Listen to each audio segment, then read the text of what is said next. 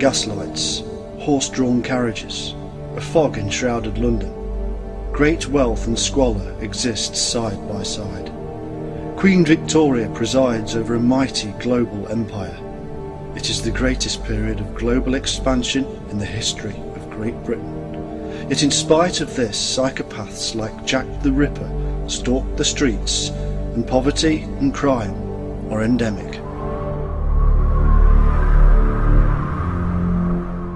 The public needed a diversion, a hero, and Sir Arthur Conan Doyle unwittingly granted their wish when he created what is perhaps the greatest fictional sleuth of all time, the peerless gentleman detective, Sherlock Holmes.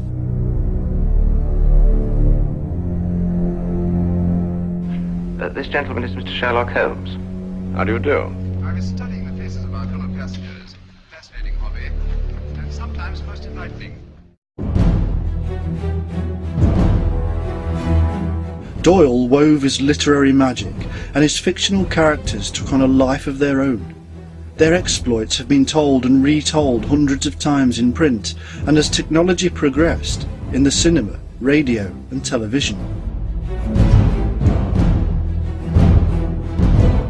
The tales were so effective that thousands of people the world over came to believe that Holmes and his faithful assistant were no work of fiction and actually lived at 221B Baker Street.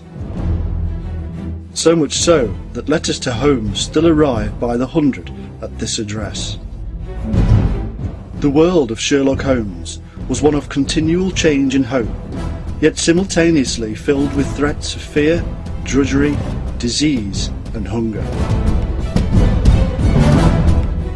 Did these insidious influences affect Doyle when he peopled his imaginary world with its larger-than-life characters? His creation, Holmes, has become better known than his creator. But what of his friend and right-hand man, the enigmatic Dr. Watson? Why did Conan Doyle think his ultra-efficient amateur sleuth would need an assistant? What was the reality behind this rather unassuming and neglected man? Who was he? Where did he come from? Why was he so vital to the way in which Holmes operated?